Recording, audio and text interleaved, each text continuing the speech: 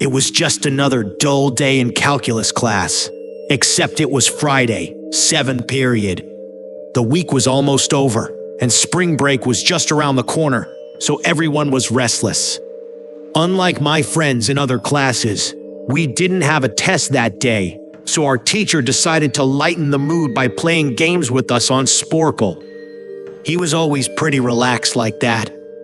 We were in the middle of a brand logo quiz when it happened. I remember it clearly right after my friend guessed Adidas, the dean's voice came over the loudspeaker. He sounded terrified as he announced that this was not a drill and instructed everyone to go into lockdown. I felt chills run down my spine, and even our usually calm teacher seemed panicked as he rushed to turn off the lights and herded us to the back of the room. We sat in silence for about 2 minutes when the buzzing sound from the electrical panel stopped, signaling that the school had cut the power. We exchanged nervous glances, realizing how serious this was. A few minutes later, we heard a man screaming at the top of his lungs in the hallway. 2 girls in the class started crying, which only made the rest of us more terrified. The screaming grew louder, and the man began banging on the lockers, yelling, "I'll kill all of you!" At that moment, I genuinely feared for my life. My teacher hushed us as we all looked at each other, trying to gauge how scared everyone else was. The banging moved from the lockers to our classroom door, and one of the crying girls screamed, "No!" The pounding on the door intensified as the man shouted, "Open up!" It felt like an eternity, but eventually, he moved on, his screams fading down the hallway. About 10 minutes later, though, it felt like half an hour, the dean came back on the loudspeaker to explain the situation. He said a mentally unstable man had entered the building, attacked the front desk staff, and fled. The staff wasn't sure if he was armed, and since the school didn't have cameras or proper security back then, the building was vulnerable. After searching the hallways and classrooms, they couldn't find him, so the dean instructed teachers to keep the doors locked and continue classes. The most disturbing part: a janitor found the man later that night, sleeping in a storage closet near the back of the school. Rumor has it, he had a .44 Magnum sticking out of his pocket. The janitor must have accidentally woken him, because by the time the police arrived, the man was gone. To this day, I have no idea if he was ever caught, but I hope he's getting the help he needs.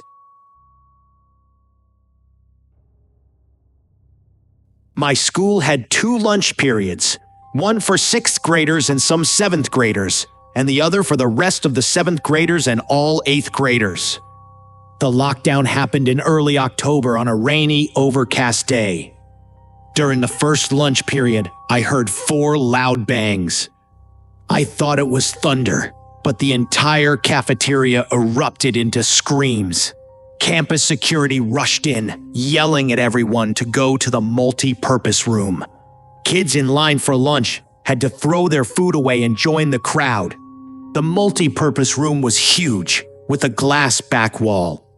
As we were rushed inside, security covered the glass with curtains and stationed adults at every exit. My friend Eric asked one of the adults what was going on. When he came back, he told us, "You know those houses in front of the school? There's a mentally unstable man barricaded in one of them. He's threatening to kill himself and the cops if they try to evict him. He's been watching the kids in a creepy way."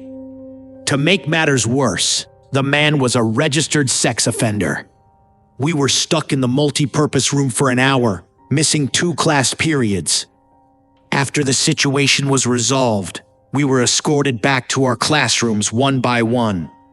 Later, my friend Brandy told me she'd seen the same man the previous Halloween, cutting his arm and writing in his own blood on his window, "Don't come here or I'll kill you."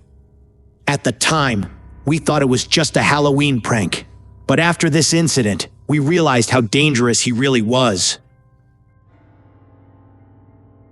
I'm 22, fresh out of college, and recently started working as a computer intern at my old high school. My office is in the basement, which is usually a mess, but the small office I share with two coworkers, Dave and Gary, is surprisingly nice. It has 3 desks, 2 mini fridges, a flat-screen TV and air conditioning, a luxury most of the school doesn't have. A few weeks ago, something terrifying happened. Dave and Gary were upstairs working, and I was eating lunch when I got a call from the front office. They said the school was on lockdown because someone possibly armed had entered the building. I turned off the lights and my computer screen, but since the office didn't have a door and the basement door didn't lock, I felt exposed. I texted Dave and Gary, but they didn't respond. After about 20 minutes of sitting in the dark, I heard the basement door creak open. Someone ran down the stairs and entered the office. I hid under my desk, terrified. My phone dinged with a text, and I froze. The footsteps came closer until I finally jumped out, begging not to be killed. It was a man in a red plaid shirt and a cap. He said he was hiding too, and asked if there was an exit. I told him where the exit was, but then I checked my phone. Dave's text read, "Dude, this is crazy. Some guy with a gunshot, Mr. Buckley. He's wearing a red shirt and hat. Whatever you do, don't come upstairs." I looked up at the man, and my stomach dropped. He seemed to notice my suspicion, and I bolted for the stairs. A gunshot echoed through the basement, but thankfully, the bullet missed me. The police were waiting at the exits and caught the man as soon as he opened the door. Mr. Buckley survived the shooting, and it was later revealed that the man had some kind of grudge against him.